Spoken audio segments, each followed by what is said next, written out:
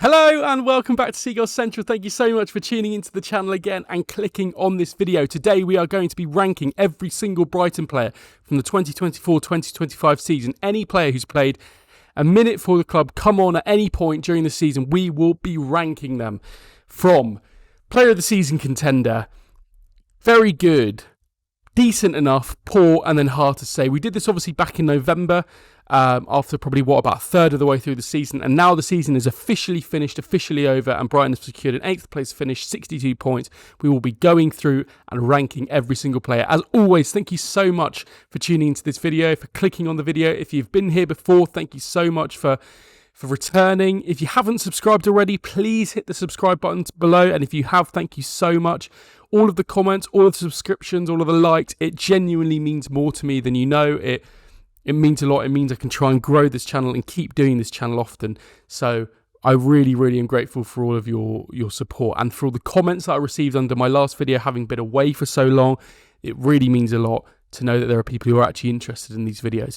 Now the off season is upon us, I will be trying to make kind of more generally topical videos around maybe where we're going to be looking at, for, how things are looking going forward over the summer, maybe potential new signings coming in, general kind of retrospective pieces. There's going to be a lot to get into, as we always know with the Brighton summer, and particularly with the Brighton summer transfer window, there's always lots of talking points. So I'm not going away.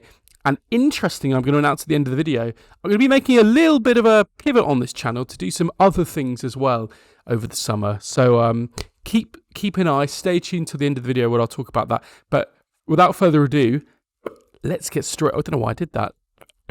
Let's get straight into the video. So, as you can see here, we've got the whole squad listed out. It's pretty much the entire first team squad that's listed on the Premier League website and listed on the Brighton and Hove Albion website. And I've added a couple of academy players who featured on the bench, and I think I've only really done it of players who've actually come on the pitch. So obviously, you've got players like Charlie Tasker who has sat on the bench a few times, but actually. I'm only really including kind of players who've actually come on, so that's why kind of someone like Harry Howell's there. So we got a lot to do, and we got a lot to get into. So I'm literally just going to get straight into it here. So who should we begin with? Let's start with I'll start with Solly March. I think Solly March is an interesting one because obviously for Solly, he had that injury back in kind of November 2024. I remember being there at the Etihad on the day that he got that injury. And he missed essentially, the entire of that European campaign. It might have been October time. I don't think we'd even played a European match at that point. He missed the entire European campaign last season. Obviously, we've barely seen him this season. He came back for a couple of games and actually looked really good. Kind of after Christmas, I remember seeing him a few times. And we did see, he scored a goal in the FA Cup. Do you remember that? Away at Norwich, there have been some really, really good moments where actually we thought, flipping out, this guy's back. And I think that was always my worry with Solly March, because actually he's a player who's probably 30 now, isn't he, really? Or at least approaching 30. And obviously you've had a big injury and also with him having had one of those injuries before in his career, I kind of assumed he might come back into the side and be a left wing back going forward. And I think, to be honest, we saw him under Potter doing that. And I was just unsure whether for a player with that kind of injury and that age profile, maybe they will look to kind of reform his position. But he came back and he looked really good. I'm going to have to put him in poor only because he will admit it's been a poor season for him. He's barely played. And, when he has played, he's been in the very good category. But I don't think you can even really put him in decent enough because he's just not played enough. So I think, sadly, I'm going to have to say poor for Solly March. I do think, though, it's promising looking into the pre-season. He's going to have, hopefully, an opportunity to come back in, be fit, be fresh for pre-season and go again. I'll be interested to see as well kind of how his position develops into the new season. Left wing back is a position that we could do with a bit more backup in. Could that be, will we see him as a right winger going forward? I think we probably will, but I'd love to know your thoughts on that. Let's move on to another player. Shall we go to? Let's go to Joel Veltman, ever dependent, ever reliable Joel Veltman. I think, to be honest, it's another season for me where I think you can say he's been very good. I've seen quite a bit of criticism for Joel Veltman this season. And I think he's always been one of those players who kind of fans, when things are a bit tough, do like to kind of go, oh, bloody Veltman. But actually, maybe you can say decent enough. He's not been massively available as much as he has been. He's had a few injuries, particularly towards the end of the season. We haven't seen as much of him. But I'm still going to go very good because he's been a player who, for the most part, is pretty fit for most of the season. And when he is fit, he always puts in a 7 or 8 out of 10. You know, it's the old cliche with him, and I hate how much it's kind of trotted out with him. Oh, well, the best 900 grand ever spent. It's like, come on, let's talk a bit more kind of in depth about Joel Veltman. I love his gamesmanship. I love how clever he is. I love how he uses his body so well to defend. One thing I love mainly about Joel Veltman is his 1v1 ability. You put him up against some of the best wingers in the league and he tends to pocket them. You think about the Jack Grealishes of this world, Marcus Rashford in the past. We've seen it so many times where he's been able to really, really do a job on play. Zaha, you know, against in those Palace games. And I think, for me, I always feel most comfortable when you've got a back four with Joel Veltman, either at right back or at centre half. I think when you got him at right back, you just feel like things are dependable. Anyway, I don't need to say much more about him. I think it's been a very good season for him. Yasin Ayari, let's go for him.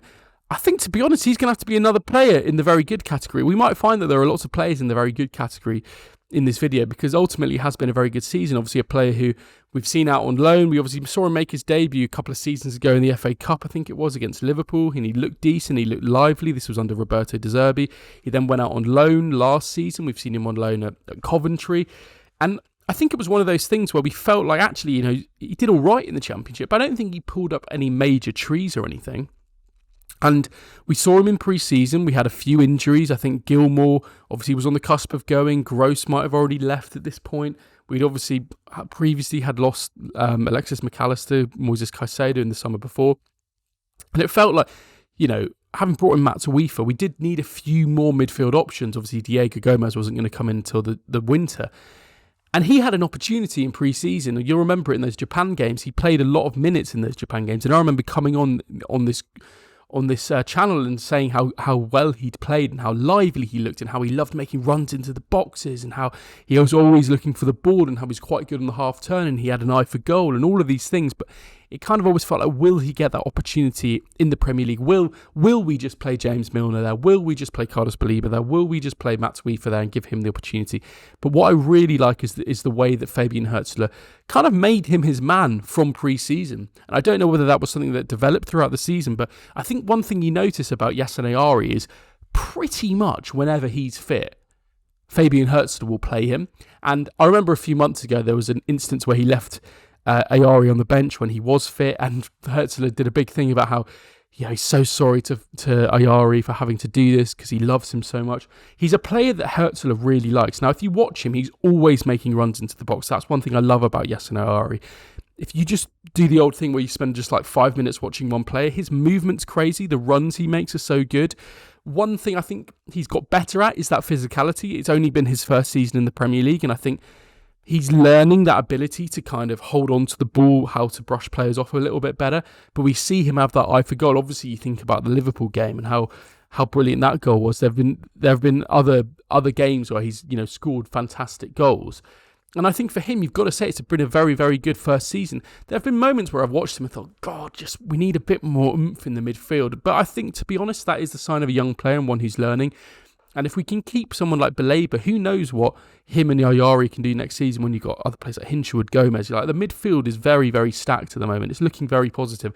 And I think you've got to say that Yasin Ayari's had a very good season. Let's move things on. Oh my God, we're going to be here forever, aren't we? We've only done 3 players. Let's go in with... Let's go with Carl Rushworth. I'll just quickly bang through Carl Rushworth and Tom McGill. I think, to be honest, it's hard to say for both of them. I could easily put them in a hard to say category. I think for Carl Rushworth, I'm going to say poor, because obviously we sent him out on loan to Hull City at the start of the season after having such a brilliant loan at Swansea the season before. Couldn't get in the side under Tim Walter, who ended up getting sacked. He then got injured just before Christmas time, came back to us over Christmas, and then was formally recalled kind of later in the season. And I think for him, for a player who looked so good last season in the Championship, was really looking to kick on, to basically not play any minutes in the Championship, then come back and warm the bench for us. For such a prodigious talent, it's been a poor season for him, and it sounds like he's refusing to sign a contract. He's going to be moved on in the summer. Man United reportedly looking at him, quite like the look of him as a backup keeper. I think he's good enough to play for a lower Premier League side, to be honest. For a newly promoted side looking for a goalkeeper, I think he'd be excellent. You think of someone like Leeds, I think that could be a really good fit for him.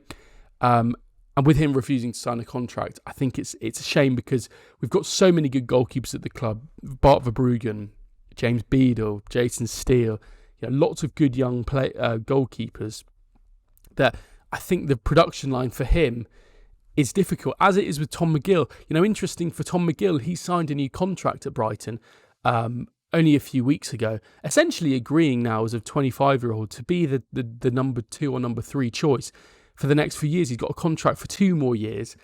And in a way, fair play. I think if he thinks he's in, maybe Cole Rushworth is in a bit of a different bracket to him, kind of in terms of quality.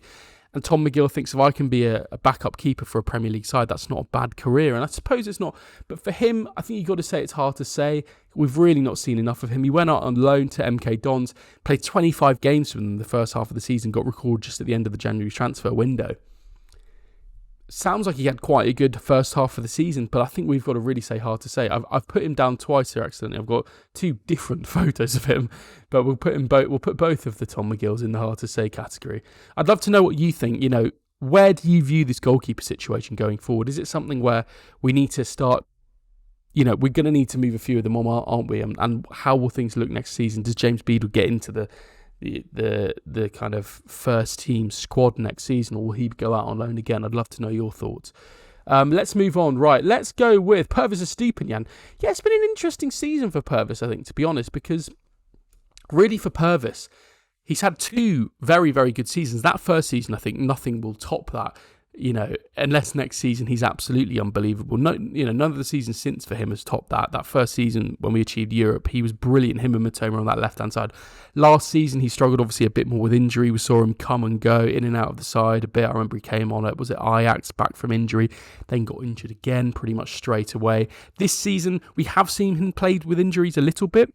There have been moments where we've had to see Jack Hinshelwood at left back, with Ferdy Kadioglu's injury as well, Valentin Barker going out on loan. It's been a shame because when Estupiñán is fit and firing, he's been brilliant. I think towards the end of the season, we have seen him back towards his best. I remember at home in the Newcastle game and in the Liverpool game, we saw him combining with Mitoma like the old kind of way that they had. I think for him, I feel bad not putting him very good because ultimately he's a very, very good player for us.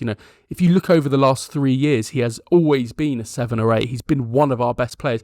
But do you think it's harsh if I put him in decent enough? I think I might do that because I think he's been decent. He's been perfectly fine. There's been nothing necessarily wrong with the way he's played, but has he been able to really, really kick on and be one of our best players again this season? No. Has he been hampered by injuries a little bit still? Yes, he has. So I think it's been decent enough for him. There's talk of Man United apparently inquiring about him this summer.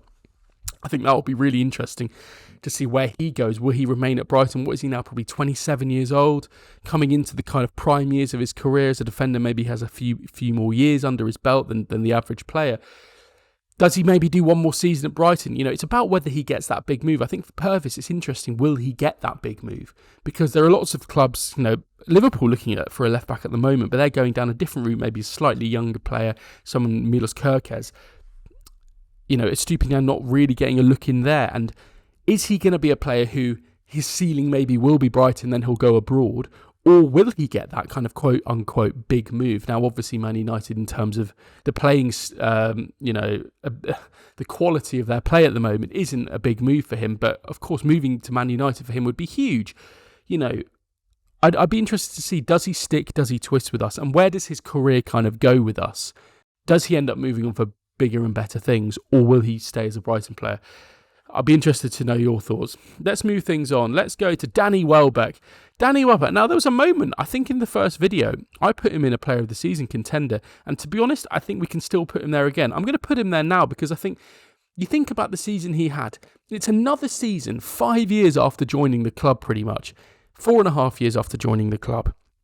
He is still one of our absolute best players. When you can't rely on João Pedro through injury or suspension, when, Rutter's out of the side, when Evan Ferguson's not fit and firing, who's the man that you can always consistently rely on? It's Danny Welbeck. He's got the pace still.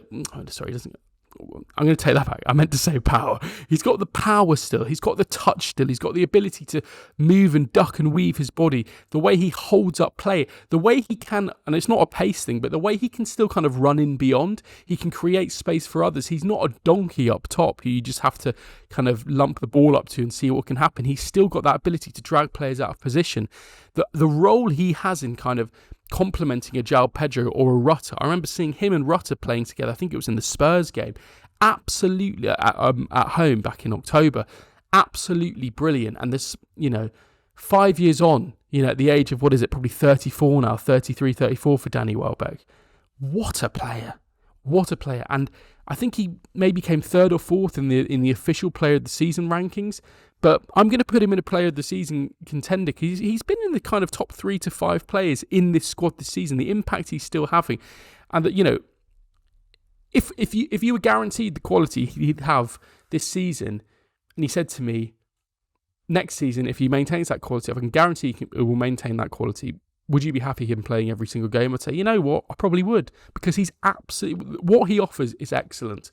So I think you got to shake his hand and say fair play to Danny Welbeck because it's brilliant. Right, I'm going to rattle through these. Jason Steele, I keep saying that and I'm not rattling through them. Jason Steele, it's been decent enough. I'm not going to say poor because ultimately he's from last season where he was playing quite a lot of games. He's now really been the kind of the firm, proper number 2 goalkeeper. Obviously, he had an injury which kept him out for the latter half of the season, which is why we had to recall Carl Rushworth, recall Tom McGill. But ultimately for him, at his age, with his profile, I think decent enough is, it's fair enough to say about him. Where should we go next? Let's go to Brian Gruder. I think Brian Gruder is an interesting one because obviously it's his first season at the club. And I think we've got to say fair play to Brian Gruder because at 20 years old, the impact that he's been able to have in this latter half of the season or the latter third or quarter of the season has been really, really impressive.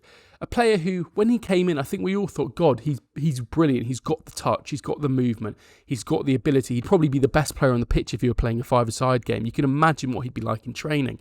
However, it was difficult for him because he wasn't able to immediately translate that into the Premier League. We saw players like Jorginho Rutter, Yankuba Minteh coming straight into the side and playing every week. So therefore, his minutes were kind of coming off the bench for the last 20 minutes and maybe struggling with the intensity, the speed, the pace, the physicality of the Premier League. But you could tell immediately, he kind of reminds me physically in terms of his gait and the way he receives the ball and brings the ball down on his left foot of that kind of Phil Foden style, particularly when you see him on that kind of right wing, hugging the touchline. It does remind me often of Phil Foden, purely just in terms of the way he literally kicks the football. But I think in this last third of the season, we've seen the best of Brian Gruder, and you've got to say fair play. I think back to the Liverpool game, absolutely brilliant. The Newcastle game, fantastic. I think it was the Newcastle game in particular, where I went, oh my God, this guy, it's a coming of age moment for him. And I think sometimes with these young players, we saw it with Moises Caicedo, we saw it with Alexis McAllister. They might, Moises Caicedo and Alexis McAllister had to have that first half of the season after they came in like a January or February to then next season be really good. And I think we've seen with Brian Gruder, it has taken 6 months for him. It has taken 9 months for him to get to the point where you can go, you know what, next season, he's probably going to be quality. So I think for him, I'm going to say it's been a decent enough season because there's been some really, really nice sparks from him. And I'm really looking forward to seeing him next season. I need to catch my breath. Right, let's go James Milner. James Milner, I think for him, at his age, with his profile, 38 years old, 39 years old, it's been a poor season, but I think given his age and given everything, you guys might shoot me down here, but I'm going to say it's been decent enough because I think early on in the season we saw some brilliant performances. We saw him at Everton away, starting those first few games of the season. He played very, very well, and I was surprised he was playing in central midfield, to be honest, after having seen him be quite a utility player for us in the past under De Zerbi. I was wondering what role he would have. To be honest, I think you can say it's been decent enough. Yes, he has basically been injured for the whole season since then, since September. However, with that said, with everything that he contributes and the fact that he has played a few games at the start of the season and the geezer's 37, 39, 38, I think it's like you would take that, wouldn't you, if you're a 39-year-old? It's brilliant. So, well, it's not brilliant. It's pretty impressive. So fair play to him. Let's move things on. Let's go to Tariq Lamptey. Yeah, I think this is an interesting one. Tariq Lamptey. I'm going to go decent enough because I think for him, I've had my moments over the years where I've kind of said, oh, Tariq Lamptey, like, do we cut our losses and move on from him? You know, he's always getting injured. When he is playing at right back, can we rely on him? Do we want him to be the first choice right back? But actually this season we've seen a different style of Tariq Lamptey. Yes, he's not, basically now I think we've accepted he's not a player who plays every game, is he? He's a player who maybe comes on in the latter half of games when we maybe need to shore things up and we want to play him at right wing, or if we don't have many options on the wing because we have injuries, we can use him as an option. And I think changing my focus on Tariq Lamptey is not a player who we're going to rely on at right back, but actually a player who we can play at right wing and see what he does. I think he's a good option to have in the squad. And I think for this season, given everything I've said, you know, I was talking about cutting him loose, letting him go at the end of this contract. I think his contract is up technically this summer. I reckon, just because we haven't really heard anything, that he probably has an optional year that the club have triggered. Maybe that's what's happened here.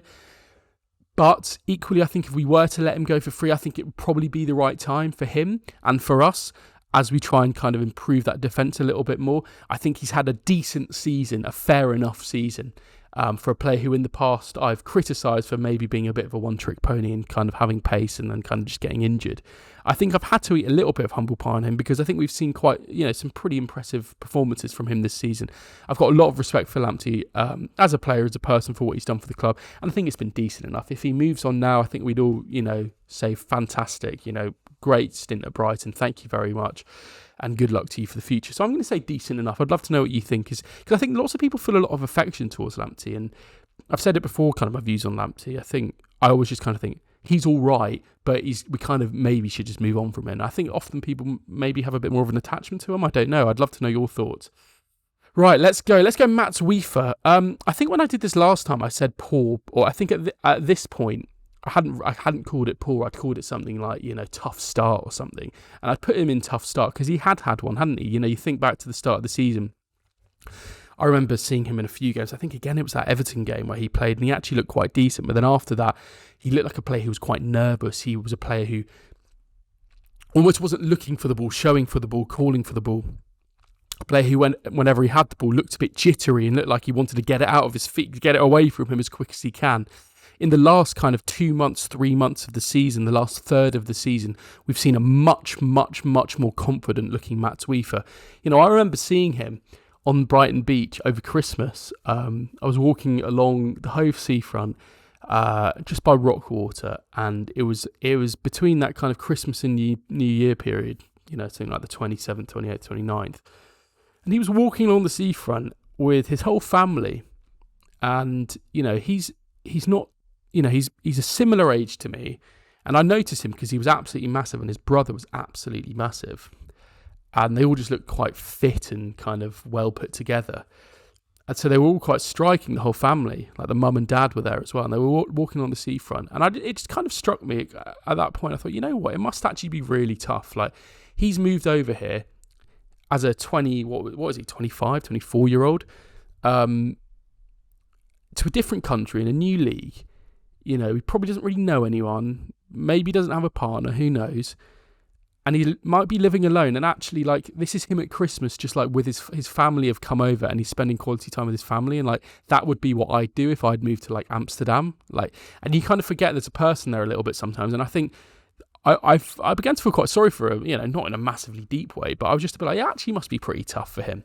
And I think what we've seen in this second half of the season, there was no real denouement to that story. It was more just about me kind of recognising the humanity of a player there, and kind of the many things that contribute to kind of making a good performance on the pitch. But this final half of the season, the final third of the season, I think he's been so good. We've seen a player who's really, really, really keen to get into the tackle, you know, crunches into players, is very good on the ball, is always progressive with his passing, keeps the game ticking over in that kind of Dale Stephens way. God, you know, is that a bit harsh to compare him to Dale Stephens? But I mean that in a really positive way, part of our promotion-winning side. Absolutely unbelievable for the level we were playing at. And I think next season, him and Mats Wiefer, I mean, I keep saying, you know, him and Baleba, or Hinshelwood and Baleba, or Gomez and Baleba, or whoever, Ayari and Baleba. You know, there's so many great options in that midfield, and I think for Mats Wiefer, I love the way that he has turn things around. It's another instance with Brian Gruder probably where you actually just think, you know what, he probably just needed a few months to get settled, to get confident in the Premier League, to believe, you know what, I am a Premier League player. I can smash into these players. I can keep the game ticking over. I deserve to be playing alongside players like these, to be coming up against a player like, I don't know, Rodri or whoever. And I think I'm really pleased for him because it's obviously been a tough start to him. So I'm going to say decent enough because I think the last third of the season he has been very good, but given the whole season, taking the whole season into account, I think we've got to say it's been a decent season for him. Igor, for him, I think I'm going to say decent enough. Obviously, played a lot of games last season.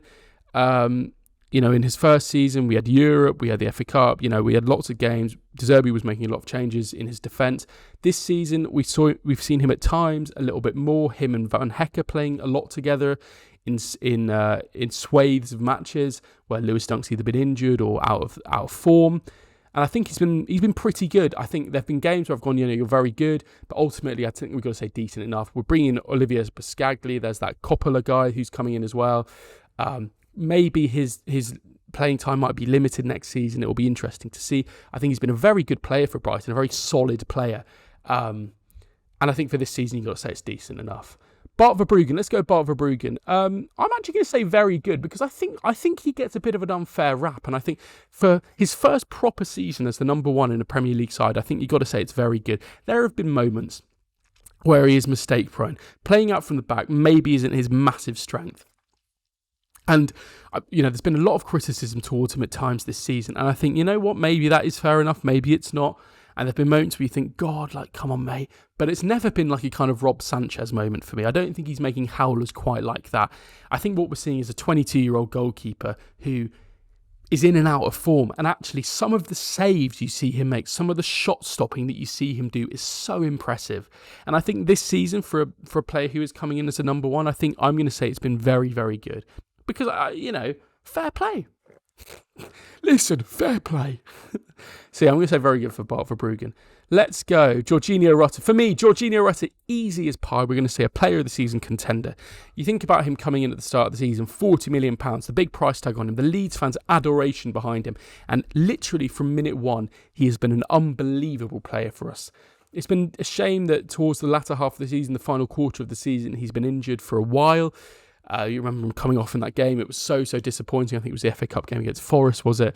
But he's been brilliant, The way he can beat a man, the way he takes the ball and just dribbles past players, the way he's got that workman-like ethic. He encapsulates the way that you want to play as a fan. He's got the personality. He's got the smile. He's the kind of player who can and will play for a top club because it's so rare that you see players who can dribble with the ball past players, kind of create something out of nothing, knock the ball into somewhere out of nothing. He's got that match-winning ability, bundling the ball in from somewhere, and it's so rare to have those match winners. And I think for us, what a player. He's got that talismanic ability about him. And for me, it's easily him among kind of João Pedro, Mitoma, Van Hecke, Danny Welbeck as those kind of player of the season's contenders. So let's go into another one of those because let's go for Jan-Paul Van Hecke, who was voted the actual player of the season at the club awards by the fans and by the players alike. For me, I don't know whether he would be my bang on number one player of the season. I do think someone like Rutter has probably been our player of the season, but the fact that Jan-Paul Van Hecke has essentially played every game apart from when I think he was suspended for one game or two games. But the way he's grown into this Brighton side has been brilliant. He's a leader. He wears his heart on his sleeve. He can make, the timing of his tackles are brilliant. He plays out from the back. He's comfortable on the ball. He's a player who top clubs should be looking at. If you're a Man United, if you're I don't know, a Liverpool trying to rebuild that defence, maybe trying to find someone who can step in a couple of years after Van Dijk goes. If you're a Tottenham, I think he's absolutely a player who you should be looking at. Now playing regularly for the Dutch side, being called up again, has the leadership credentials as well, has the aerial presence. Absolutely, easily one of the players of the season. It's hard to say one, but what a season it's been for him, because I remember seeing him at Forest Green away a couple of seasons ago when Graham Potter was in charge. And I think it was just before he then went on loan to to Blackburn, where he won Player of the Season there in the Championship, and he was brilliant there. And it's now been a couple of seasons for him at Brighton where he's been excellent. And I remember seeing him, in that first season under Roberto De Zerbi, where he came in and Levi Colwill was ahead of him, and he looked a bit sheepish at times, but he's just grown into it so well, and he's now one of the best players at the club, a leader. He's talking about wanting to stay at Brighton, which I think is fantastic. He says, I'd only leave Brighton for another special club because this club is so special. And I actually do think we'll hold on for him for probably another season. And I think that's great news for us. Let's go on to another central defender, Aaron Cashim. And I think it's really, really tough for him because ultimately, when he was at Derby County earlier in the season, he was probably in their Player of the Season candidate, or a very good candidate. But for us, sadly, it's been a very, very poor second half of the season for him. Having come in, we saw him, his only appearance in that Aston Villa game, coming on after Lewis Dunk got injured, I think it was, in the second half. I was there, I was watching it. And to be honest, it just looked like one of those welcome to the Premier League, mate, kind of moments where you just think this is a different level. This ain't Derby County no more. Rashford coming on in the second half, skinning him. Asensio coming on in the second half, skinning him.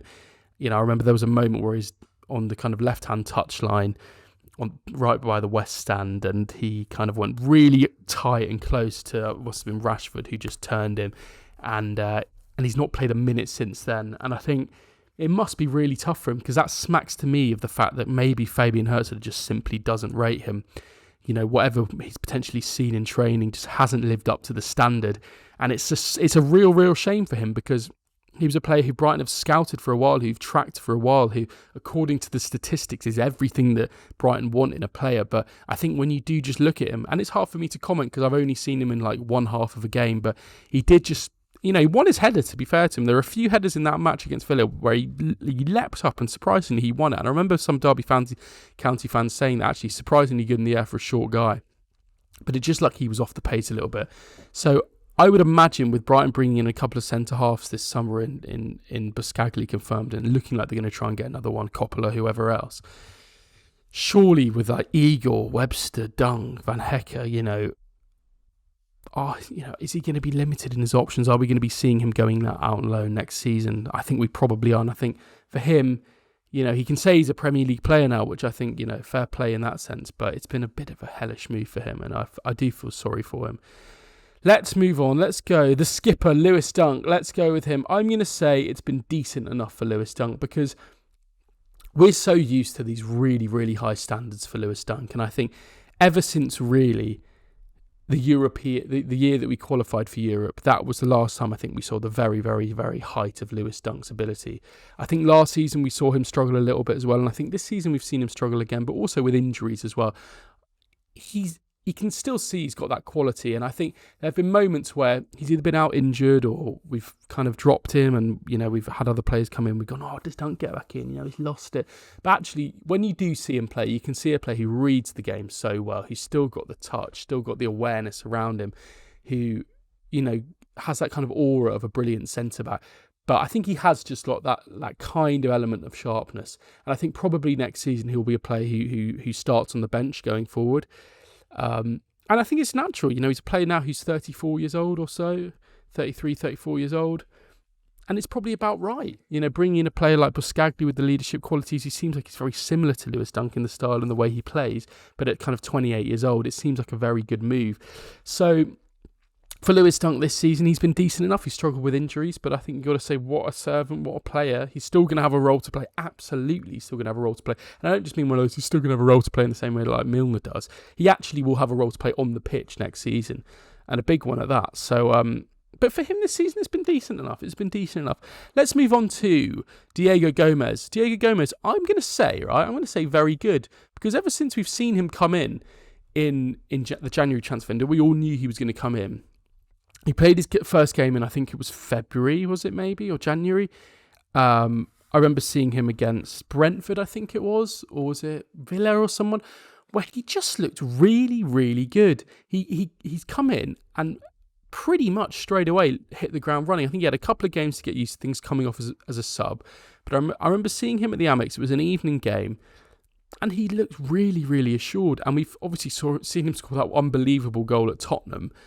But he looks like a player to me who he's just got a bit of everything about him, which is what I quite like. He looks a little bit more physical than Ayari, which is why I think I kind of prefer him a little bit more.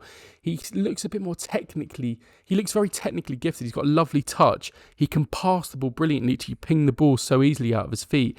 He can score goals, but he's also got that tenacity, that doggedness in him where he can chase the ball back and tackle someone. And I think he's going to be a really, really big player for us next season, Diego Gomez. I really, really like what he looks like, and I think out of all of those midfielders in the kind of classic box-to-box 8 role that we've got in terms of Jack Hinshelwood and Ayari, and Weaver to an extent as well, he's the one who maybe excites me the most.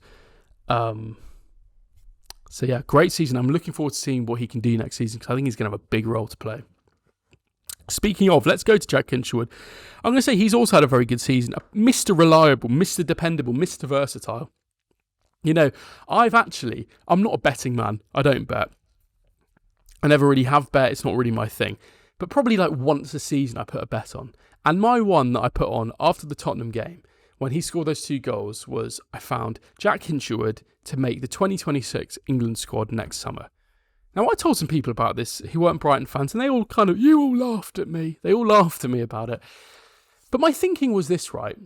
A young player playing every single week in the Premier League for a team who finished 8th. He played every game in the Premier League last season. He's probably going to play most games in the Premier League next season. He starts every game for the England under-21s with Jobe Bellingham alongside him, with Adam Wharton alongside him. He's versatile. He can play a variety of different positions. And crucially, the England squad, they love to kind of promote players from within the England pathway, don't they? It's part of the England DNA. They love bringing through under-21s players. And you saw that obviously with Lee Carsley. You know, there's a suggestion that maybe Thomas Tuchel might be a bit different in that sense in terms of just picking players to win the tournament, i.e. bringing back Jordan Henderson, which I don't dislike. So maybe that will count against it in this sense. But I do think there's a chance that this could happen. I thought a 16-1. It's not bad. It's not a bad bet. But what a player he's been for us, obviously scoring those 2 goals. Local lad, you know, he's technically excellent. He's busy. He makes runs into the box. He loves getting involved in the tackle, and he's reliable. And he's just versatile. And I think for a player out of the academy system, it's really, really hard to kind of become a regular Premier League player. And he's all the opportunities that he's been given, he has taken. I remember Roberto De Zerbi saying he's like the son of Pascal Gross. And I didn't really understand at the time, because I thought he was a bit more of a kind of, I didn't understand his creative ability. But you can see now he's got that poacher's instinct. He can assist a goal. He loves getting forward. And I think when he's let loose to do that, you see just like what a brilliant player he is. So it's excellent. Let's move on to Simon Adingra. I think for him, has it been a poor season? Is that harsh to say? Has it been a poor season? Or has it been decent enough? I think I'm going to say it's been a poor season for Simon Adingra. And I think there's a chance we'll see him move on this summer. Obviously, you think about like Tommy Watson coming in. Brighton obviously going to strengthen in that forward position and the winger position going into this summer. Does he get an opportunity? You know, Fabian Hurzeler hasn't played him as a kind of first choice winger for him. He still flits between left wing and right wing. Obviously, left wing is his preferred position, but we have Karim Mitoma there. And I think if he can't get at this point, I think it might be a time where he's going to have to move on and, you know, maybe move to a different club to get regular minutes, because I think he'll probably feel a bit hard done by in the sense that he played so many games last season under Roberto De Zerbi when we had so many injuries towards the second half of last season. He was really Mr. Reliable. And to not be able to get those minutes again, I think that's really disappointing for him. I think we will see him move on. I know he gets a lot of stick for some quarters of the fan base, but I really like his style. I like his directness. I love the way he just dribbles and gets out plays. He takes players on one-on-one. He loves a shot. He loves a cross into the box. Yes, he's maybe lacking in a bit of quality sometimes, but I think he's a Premier League player. And I think if we don't have him, I think another promoted side would do really, really well with him. You can imagine him as like a Sunderland or something. So I think for him, you got to say it's probably been a bit of a poor season. Let's move on to the brilliant Harry Howell. I think for him it is hard to say. Obviously, he had a great season with the under-21s. For us, looked really, really good when he came on against Liverpool on that Monday night a few weeks ago. And just looks like an absolutely prodigious talent. You know, wears his socks down. You know, I remember seeing him come on at the Amex and immediately he was just looking to make a run. There was a ball played in behind. And he made the most darting, fast-paced run, just like a literal dart, just running at the goal, and you could tell he was a player who's just hungry to get on the ball. He took his player on, won a corner.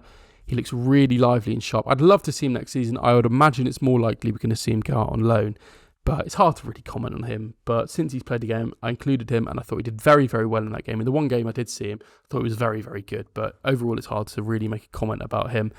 Let's move on to Adam Webster. Adam Webster, I think it's been a decent enough season for Adam Webster. He's probably at a crossroads again himself, where he's going to have to decide: am I going to be a player who's going to be playing every week for Brighton? Am I going to be sitting on the bench every week for Brighton, maybe playing the odd game, seeing if there's injuries in the squad, or am I going to move on and try and get minutes elsewhere regularly? Because I think now that we are bolstering the defence even more this summer, it looks like, and if players like Lewis Dunk are going to be maybe taking a secondary role, what does that mean for someone like Adam Webster or even Igor Julio? Where do those kind of players go next season? How does their season, look? I was just trying to find where I'd put Igor. I couldn't find him for a second. I've also put him in decent enough. Lots of people over the years have been critical of Adam Webster, but what a servant he's been, what a player he's been, and we've seen in recent weeks, even towards the last game of the season, he can be quality. He can bring the ball out. He can play progressive passes. He's still brilliant in the tackle. He's still got a bit of pace in behind him. He's not the slowest player in the world. And he is just actually really reliable for us. I'd love to see what his role will be next season. I wouldn't be surprised if there was a bit of interest in him. Maybe he moved on. But he's going to have to make a decision for his career, probably approaching 30 now, 28, 29. He's a player who can play right back as well in that kind of Veltman role, a kind of centre back at right back. I'd love to see him there as well. So yeah, decent enough for him. Matt O'Reilly, where should we go? I'm going to go decent enough as well, because I think for him, the first half of the season was very difficult, obviously getting that injury. And when he did come on, he looked to me like he was still injured for a lot of the time, particularly around that Christmas time into the new year when we saw him come back. He looked like he was playing through an injury still a little bit. I don't know whether it was a muscular thing, a different one to the one that kept him out. But we didn't really see the best of him again until the kind of final quarter of the season. Obviously a player who loves scoring goals. Obviously took that penalty in the final day. Loves to create. He's very industrious, workmanlike. I really like that. Loves to press the ball. Loves to win the ball back. Again, plays with his socks down. That kind of just looks like a baller.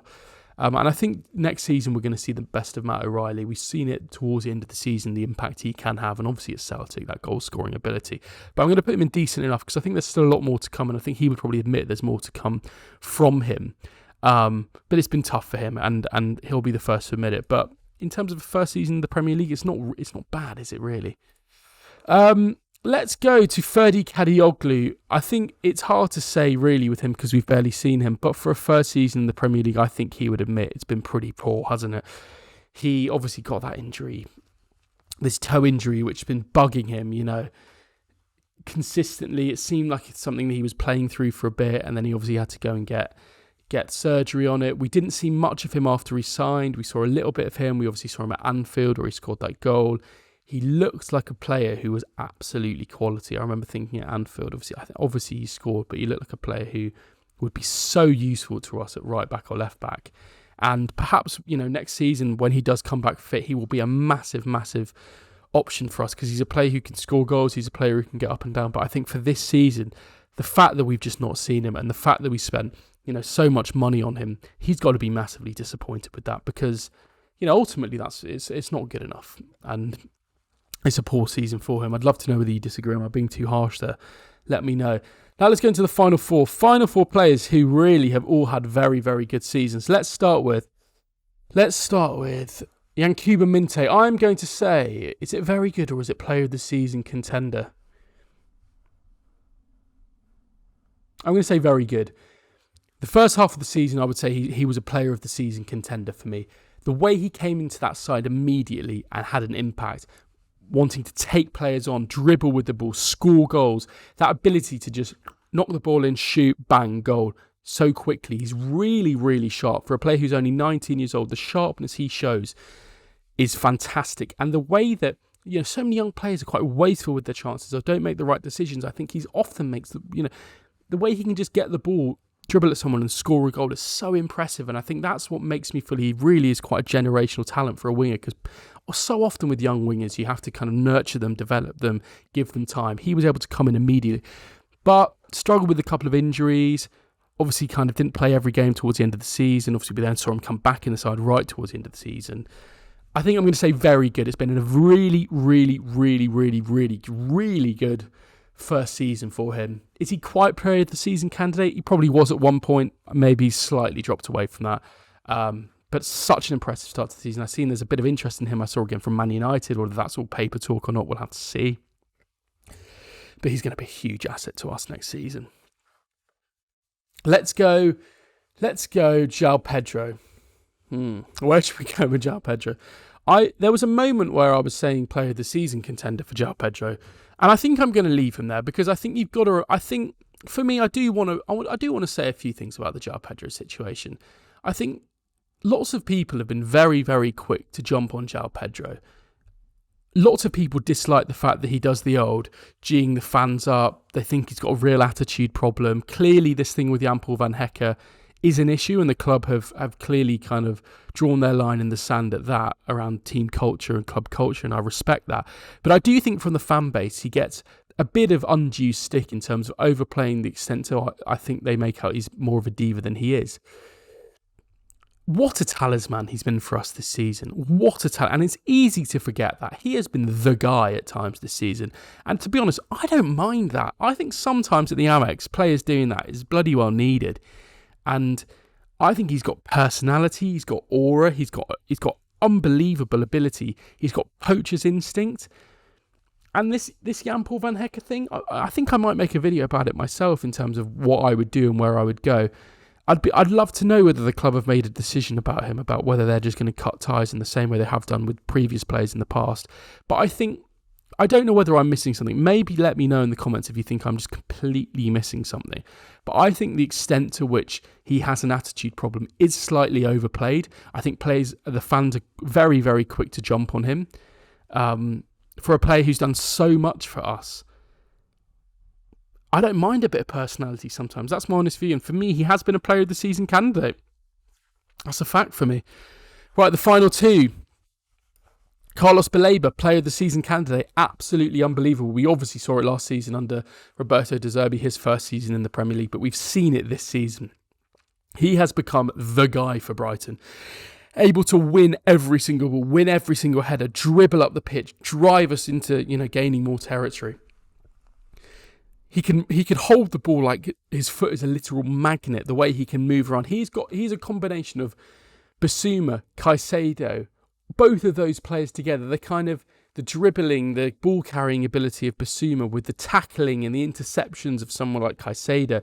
But he also actually has the ability to score a goal. Yes, he boots it over the bar so many times and absolutely balloons it sometimes. But he can also score a goal. And I just think, what a player. He will be a player that so many clubs would be desperate for. It's insane to say he's worth more than Caicedo, but of course he is. If Caicedo was worth 150 million, he's a better player to me than Caicedo was. Whether that means we will get more money for him, who knows? I would think we will probably get one more season out of Carlos Baleba. I think we may move on someone like João Pedro and we'll get one more season out of Carlos Baleba. Pedro will be the one that we move on in terms of the big sale this summer. I think if we can just get one more year out of him, it would be so crucial. I think the club are aware of how important it is to just get one more year out of these players. Imagine if we got one more year out of Caicedo, one more year out of McAllister. That can be the difference in taking us up to that very next level, which is kind of continued European qualification. So absolutely unbelievable player. Unbelievable season. I pray he pushes on with us next season because he is a generational midfielder. And you see the impact that someone like Caicedo is having at Chelsea and the way that the Chelsea fans are lauding him. Alexis McAllister at Liverpool. Think the impact he could have at a big club and the way that fans would take notice for him if he wasn't just at Brighton. I say just at Brighton, but you know what I mean. And finally, Kaoru Mitoma, again, another player of the season contender, a player who we obviously turned down that massive bid in the January window for around 80 million quid. Will that come up again? Will a Saudi side, will a big European side want to take a look at Kaoru Mitoma this summer? Of course they will. He is still, in my opinion, on paper, our best player. The way he can dribble with the ball, the way he brings the ball down, the way he can change a game is so impressive to me. There are some players who are fantastic wingers, can dribble with the ball, but don't have that ability to literally by themselves change the game. And that is something that Kaoru Mitoma does. He gets the ball and you get out your seat. He gets the ball, the defender retreats, the defender backs off, the defender worries, the team double up on him. He has a match-winning ability for us. And it's so, so rare to find that. Yes, we could get 80 million for him. Yes, we could get 70, 60 million for him. We could go to Saudi. He spoke, but you need that player at your club, because I think when you lose a player like that, it's so, so difficult to replace. You cannot replace a player like them. They're so hard to come by. And while Jorginho Rutter has the talismanic ability, the ability to win a game, as Minteh maybe has the ability to score a goal out of nowhere, that ability to win a game on your own, it's so rare to find. And I found it interesting, his comments that he made, at the end of the season to Japanese media saying, we'll see what happens. I'm very happy here, but we didn't qualify for Europe, which I'm disappointed about. Maybe that will play a part in his decision next season. Will he look to play European football? Will he look to play Champions League football? He is absolutely good enough to play Champions League football. Will he look to just take the money and go to Saudi Arabia? There were reports that wasn't really suited to kind of what he wanted out of his life. He wanted to actually achieve football and greatness. And that was why he wasn't so bothered about going to Saudi. So will he be looking for Champions League football this summer? I think probably he will. And if anyone gets him, it's a huge loss to Brighton, because I think he is our best player. And, obviously maybe there are players who are slightly better than him, but I think in terms of the ability that he has to win a game on his own, it's undisputed. So he's in a player of the season candidate for me. So there we have it. That is my ranking. We've been here for a while. I hope you've locked in. I hope you've enjoyed it. But this is how it's looking. I'm pretty pleased with that. So 6 players in the player of the season candidate. I think that's all very fair. 6 players in the very good candidate. The majority of players, not the majority, but the most number of players are in the decent enough category, with 10 of them in decent enough, 5 of them in poor, and then 2 in hard to say.